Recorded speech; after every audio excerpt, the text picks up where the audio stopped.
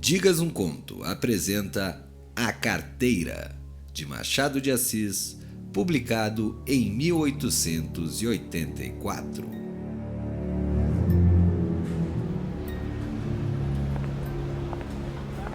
De repente, Honório olhou para o chão e viu uma carteira. Abaixar-se, apanhá-la e guardá-la foi obra de alguns instantes. Ninguém o viu, salvo um homem que estava à porta de uma loja e que, sem o conhecer, lhe disse rindo: Olhe, se não dá por ela, perdi-a de uma vez. É verdade, concordou Honório, envergonhado. Para avaliar a oportunidade desta carteira, é preciso saber que Honório tem de pagar amanhã uma dívida, 400 e tantos mil réis, e a carteira trazia um bojo recheado. A dívida não parece grande para um homem da posição de Honório, que advoga, mas todas as quantias são grandes ou pequenas segundo as circunstâncias, e as dele não podiam ser piores. Gastos de famílias excessivos, a princípio por servir a parentes e depois por agradar a mulher, que vivia aborrecida da solidão. Baile daqui, janta dali, chapéus, leques, tanta coisa, mas que não havia remédio, senão ir descontando do futuro. Endividou-se. Começou pelas contas de lojas e armazéns, passou aos empréstimos, 200 a um, 300 a outro, 500 a outro, e tudo a crescer, e os bailes a darem-se, e os jantares a comerem-se, um turbilhão perpétuo, uma voragem. Tu agora vais bem, não? Dizia-lhe ultimamente o Gustavo, advogado familiar da casa. Agora vou, mentiu o Honório. A verdade é que ia mal, poucas coisas, de pequena monta, e constituintes remissos. Por desgraça, perdera ultimamente um processo, em que fundara grandes esperanças. Não só recebeu pouco, mas até que lhe tirou alguma coisa a reputação jurídica. Em todo caso, andava mofinas nos jornais. Amélia não sabia de nada. Ele não contava nada à mulher, bons ou maus negócios. Não contava nada a ninguém. Fingia-se tão alegre como se nadasse em um mar de prosperidades.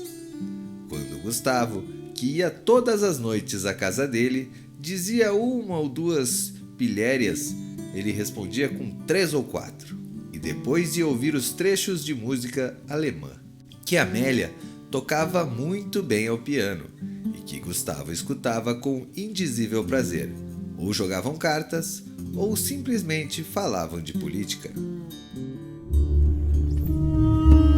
Um dia, a mulher foi achá-lo dando muitos beijos à filha, criança de 4 anos, e viu-lhe os olhos molhados. Ficou espantada e perguntou-lhe o que era.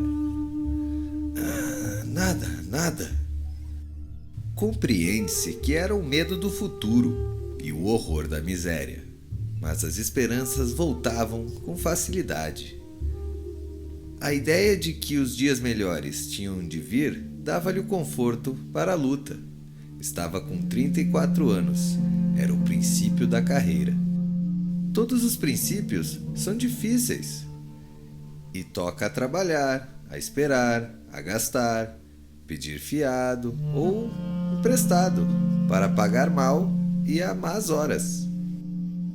A dívida urgente de hoje são os malditos 400 e tantos mil réis de carros. Nunca demorou tanto a conta, nem ela cresceu tanto como agora. E, a rigor, o credor não lhe punha a faca aos peitos, mas disse-lhe hoje uma palavra azeda, com um gesto mau. E Honório quer pagar-lhe hoje mesmo. Eram 5 horas da tarde. Tinha se lembrado de ir a um agiota, mas voltou sem ousar pedir nada. Ao enfiar pela rua da Assembleia, é que viu a carteira no chão. Apanhou-la, meteu no bolso e foi andando. Durante os primeiros minutos, Honório não pensou nada. Foi andando, até o Largo da Carioca. No largo, parou alguns instantes. Enfiou depois pela Rua da Carioca, mas voltou logo e entrou pela Rua Uruguaiana. Sem saber como, achou-se daí a pouco no Largo de São Francisco de Paula e, ainda sem saber como, entrou em um café. Pediu alguma coisa e encostou-se à parede, olhando para fora. Tinha medo de abrir a carteira. Podia não achar nada, apenas papéis e sem valor para ele. Ao mesmo tempo, e esta era a causa principal das reflexões, a consciência perguntava-lhe se podia utilizar-se do dinheiro que achasse. Não lhe perguntava com ar de quem não sabe, mas antes de uma expressão irônica e de censura, podia lançar a mão do dinheiro e ir pagar a ele a dívida. Eis o ponto. A consciência acabou de dizer que não podia, que deveria levar a carteira à polícia ou anunciá-la. Mas tão depressa acabava de lhe dizer isto, vinham os apuros da ocasião e puxavam por ele e convidavam-no a ir pagar a cocheira. Chegavam mesmo a dizer-lhe que se fosse ele que tivesse a perdido, ninguém iria entregar-lhe. Insinuação que lhe deu ânimo. Tudo isso antes de abrir a carteira. Tirou-a do bolso, finalmente, mas com medo, quase às escondidas, abriu-a e ficou trêmulo. Tinha dinheiro, muito dinheiro. Não contou, mas viu 2 notas de 200 mil réis, alguma de 50 e 20. Calculou uns 700 mil réis, ou mais. Quando menos 600. Era a dívida paga. Eram menos algumas despesas urgentes. Honório teve a tentação de fechar os olhos, correr à cocheira, pagar e depois pagar a dívida a Deus. Reconciliar-se-ia consigo. Fechou a carteira e, com medo de a perder, tornou a guardá-la. Mas daí a pouco tirou-a de vez e abriu-a, com vontade de contar o dinheiro. Contar para quê? Era dele? Afinal, venceu-se e contou. Eram 730 mil réis. Honório teve um calafrio. Ninguém viu, ninguém soube. Podia ser um lance da fortuna, a sua boa sorte, um anjo. Honório teve pena de não crer nos anjos. Mas por que não havia de crer neles? E voltava o dinheiro, olhava, passava-o pelas mãos, depois resolvia o contrário. Não usar do achado, restituí-lo? Restituí-lo a quem? Tratou de ver se havia na carteira algum sinal.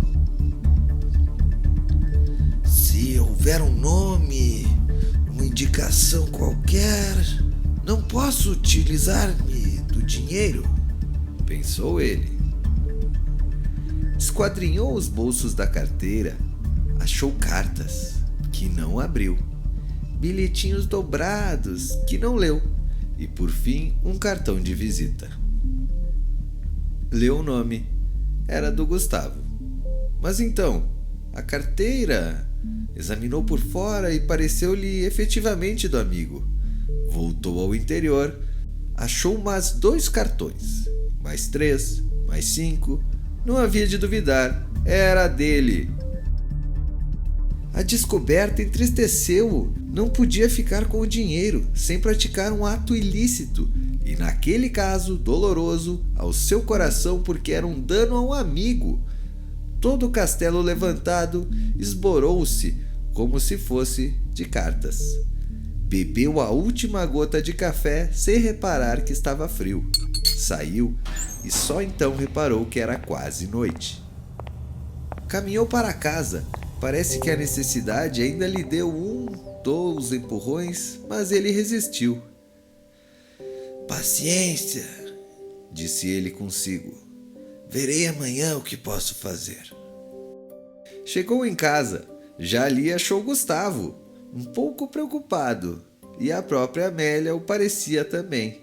Entrou rindo e perguntou ao amigo se lhe faltava alguma coisa. Nada. Nada. Por quê?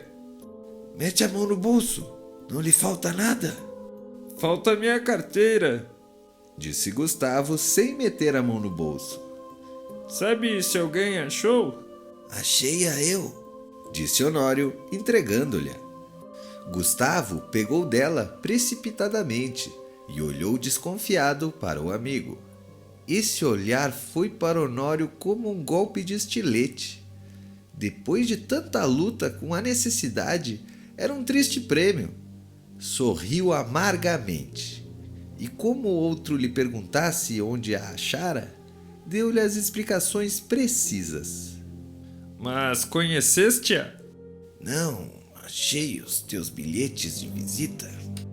Honório deu 2 voltas e foi mudar de toalete para o jantar. Então Gustavo sacou novamente a carteira, abriu-a, foi a um dos bolsos, tirou um dos bilhetinhos que o outro não quis abrir nem ler e estendeu a Dona Amélia, que ansiosa e trêmula rasgou-o em 30.000 pedaços. Era um bilhetinho de amor. Fim do conto. De Machado de Assis, A Carteira. Narração: Diego Vezaro.